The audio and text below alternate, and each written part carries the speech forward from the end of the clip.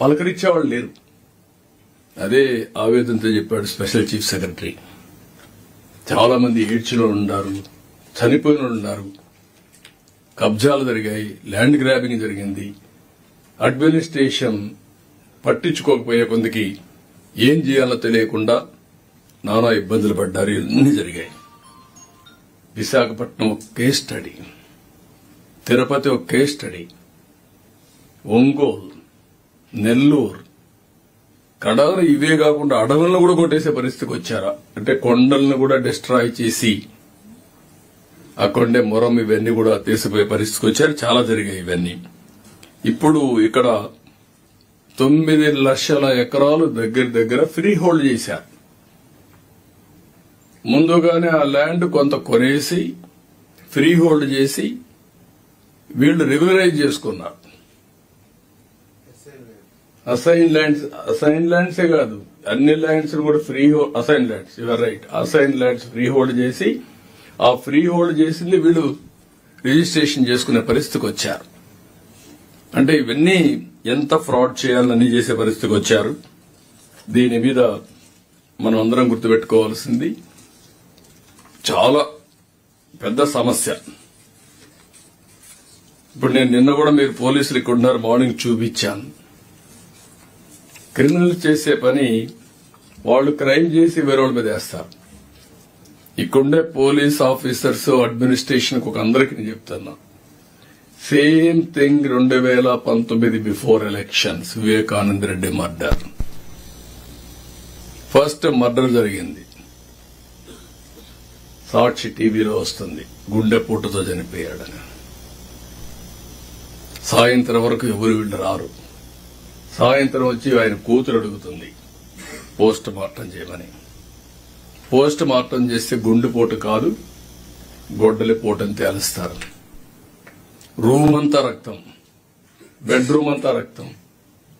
అయినా కూడా ఆ కేసుని గుండెపోటుని చెప్పే ధైర్యం వచ్చిందంటే సాయంత్రానికి మార్చేసి మా తండ్రి లేడు, చిన్నాను కూడా చంపేశారు, నేను అనాథనైపోయానని ఒక సింపతి కార్డు పే చేయడం. నెక్స్ట్ డే కోర్టు పోయి ఇష్యూ మాట్లాడకూడదని క్యాగ్ ఆర్డర్ తేవడం. తెచ్చిన తర్వాత అధికారం వస్తానే సిబిఐ అవసరం లేదని ముందు అడిగిన తర్వాత మళ్ళా వద్దని చెప్పి అడ్డం పెట్టి ఇన్వెస్టిగేషన్ చేసి సిబిఐ ఆఫీసర్ని అరెస్ట్ వారెంట్ ఇవ్వడం. You cannot imagine all these things. Next day పేపర్లో నీరు చంపేశానని, నారాసుర రక్త చరిత్రని పేపర్లు రాయడం. క్రిమినల్స్ మిస్లీడ్ చేయడం అంటే ఎట్లుంటుందో ఈ విషయం మనం గుర్తుపెట్టుకోవాల్సిన అవసరం ఉంది. రాజకీయ ముసుగులో ఇవి చేసినప్పుడు ఎక్కడికక్కడ అప్రమత్తంగా లేకపోతే, నిన్న కూడా నేను చూస్తే ఇమీడియట్ గా డీజీ గారిని ఐజీని ఇంటెలిజెన్స్ అడిగాను. ఒక పోల్ ఎస్ఐ, ఆ ఎస్ఐ గారేమంటే ఇవ్వరు. ఇది నేను చాలా సీరియస్ గా తీసుకుంటాను. ఎందుకంటే రాజకీయ ముసుగులో నేరాలు చేసి తిరిగి మన మీద వేసే పరిస్థితి వచ్చినప్పుడు ఆ ముసుగు తీయవలసిన బాధ్యత మన మీద ఉంది. తెలుగుదేశం పార్టీ కూడా ఎక్కడైనా గొడవ చేస్తే డెఫినెట్ గా నేను క్లియర్ గా చెప్తున్నా, 5 సంవత్సరాల్లో చేసిన తప్పులు వెలికితీసి పనిష్ చేస్తున్నాం. ఇప్పుడు ఎవరైనా తప్పు చేసినా వాళ్ళకు కూడా ఆ పరిస్థితి వస్తుంది. ఎవరు చేయక్కరు, చట్టాన్ని ఎవరు కూడా చేతలేక తీసుకోకుండా చట్ట ప్రకారం తప్పులు చేసిన శిక్షిస్తాం. ఇది నా సిద్ధాంతం, దానికి అబైడ్ అవుతాం. దయచేసి మీరు కూడా ఎక్కడ కూడా స్పేర్ చేయకుండా ఉండాల్సిన అవసరం ఉంది. ఇక్కడికి వచ్చినప్పుడు డిపార్ట్మెంట్ 2 నెలలుగా నేను చూస్తున్నా, గంజాయి ఒక పక్క, ఆడవాళ్లపైన సైబర్ క్రైమ్ ఒక పక్క, ఆడవాళ్లపైన దౌర్జన్యాలు ఒక పక్క. ఒక్కొక్కసారి ఎవ్రీ డే ఈ ఇష్యూస్ మేజర్ ఇష్యూస్ అయ్యే పరిస్థితికి వచ్చాయి. ఇవి ఎట్టి పరిస్థితుల్లో జరగడానికి వీల్లేదు. We have to control law and order. One of the best state. ఈ స్టేట్ ని కాపాడుకోవాల్సిన బాధ్యత మనందరిపైన ఉంది. నేను ఒకటే పోలీసుల్ని, అదే మరి ల్యాండ్ రిలేటెడ్ ఇష్యూస్ అన్ని ఎస్టాబ్లిష్ చేయాలి, పేదవాడికి న్యాయం జరగాలి. మళ్లీ వ్యవస్థ మీద, రెవెన్యూ డిపార్ట్మెంట్ ఎవరైతే మీరున్నారో మీ మీద గాని, ప్రభుత్వం పైన గాని, పోలీసు వ్యవస్థ పైన గాని నమ్మకం కల్పించాల్సిన బాధ్యత మన పైన ఉంది. దాన్ని మనం చేసుకోవాల్సిన విధంగా మనం ముందుకు పోవాల్సిన అవసరం ఉంది. ఇక్కడ ఏదైతే టెక్నాలజీ ఉందో టెక్నాలజీ ఎవరు కాదనలేవు. ఎవడు తప్పు చేసినా కరెక్ట్ ఎవిడెన్స్ ఎస్టాబ్లిష్ చేసి ఒకరిద్దరిని పనిష్ చేస్తే law and order automatic control అవుతుంది. This is where I'm requesting all of you with the pain we have faced enough suffering.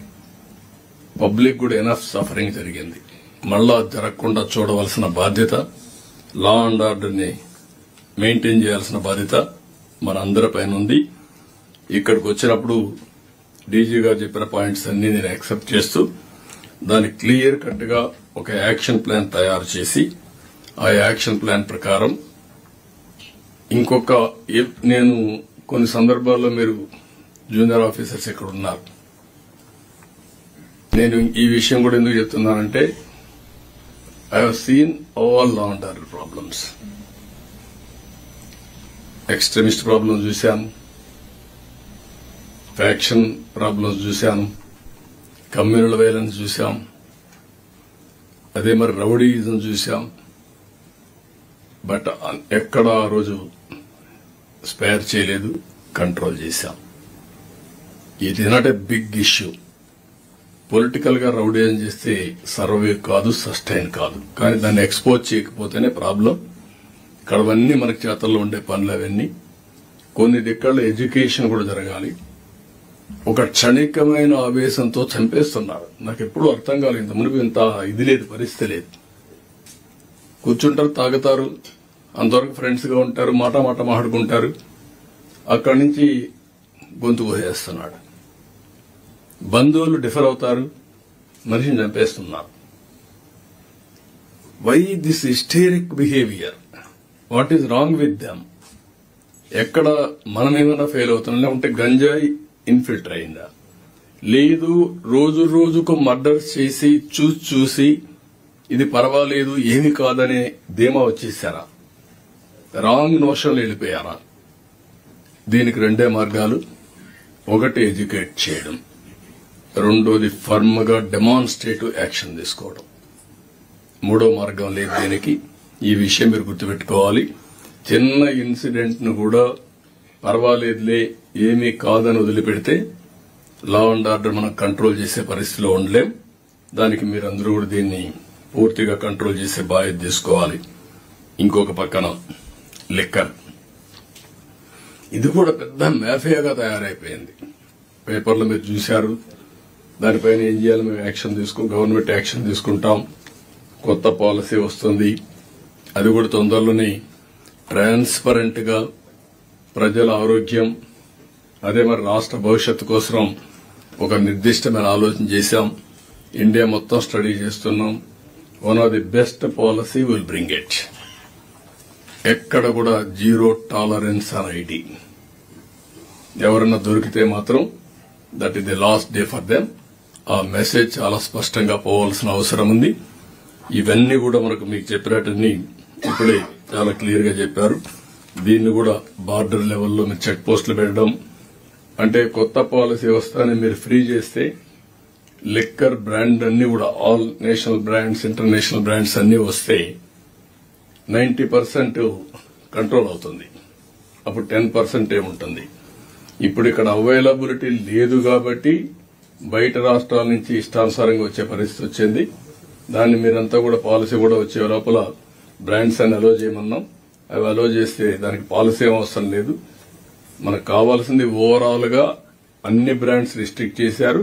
ఇప్పుడు ఆల్ బ్రాండ్స్ ని మనం అలో చేస్తున్నాం. దాన్ని వర్కౌట్ చేయండి. మీరు ఏదైనా అవసరమైతే కేబినెట్ కూడా తీసుకురండి.